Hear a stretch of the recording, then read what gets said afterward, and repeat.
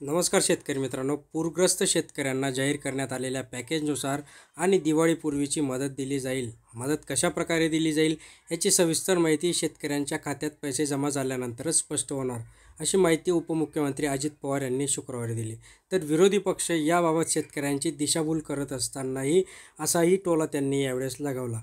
विधानभवनात कृषी विभागाच्या बैठकीनंतर अजित पवारांनी पत्रकारांशी बोलताना सांगितलं की 31,000 कोटी रुपयांचं पॅकेजपैकी केवळ 6,500 कोटी रुपये शेतकऱ्यांना मिळतील, म्हणजे अशी भीती व्यक्त केली जात आहे.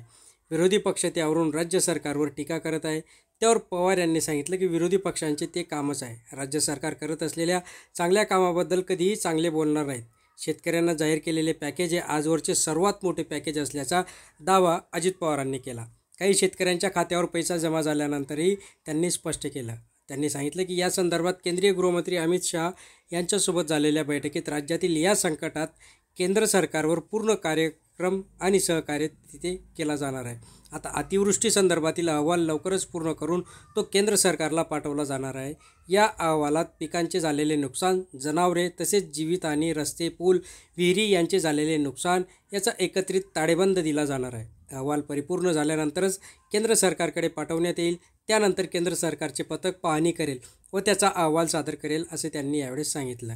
शेतकऱ्यांना दिली जाणारी मदत दिवाळीपूर्वी मिळेल का, याबाबत पवारांना ज्यावेळेस विचारण्यात आलं त्यावेळेस मंगळवारी झालेल्या मंत्रिमंडळाच्या बैठकीमध्ये देवेंद्र फडणवीस व उपमुख्यमंत्री एकनाथ शिंदे यांच्या उपस्थितीत वित्त विभागाचे अतिरिक्त मुख्य सचिव उपायुक्त यांनी ही मदत कुठल्याही परिस्थितीत दिवाळीपूर्वीच देण्याचं स्पष्ट सांगितलं. पण दिवाळीपूर्वी द्यायची कशी, अजून देखील आता दिवाळी आली तुमची 2-3 दिवसांवर, तरीही शेतकऱ्यांना अजून देखील बहुतेक शेतकऱ्यांच्या खात्यामध्ये मदत नाही आहे. आणि तुम्ही फक्त जे काही 4,800 कोटी, कधी 6,000 कोटी, कधी 31,000 कोटी, कधी म्हणता NDRFचे निकाष, कधी म्हणता की सरसकट, या सगळ्यांमध्ये शेतकरी आता कन्फ्युजनमध्ये. आणि म्हणूनच शेतकऱ्यांना आता अशी चिंता आहे की दिवाळीपूर्वी ही जी काही मदत आहे ही सर्व शेतकऱ्यांना, स्पष्ट आपण बोलतो इथे की सर्व शेतकऱ्यांना ही मदत मिळणारच नाही. या सरकारने कोऱ्या कागदावर लिहून हे द्यायला पाहिजे की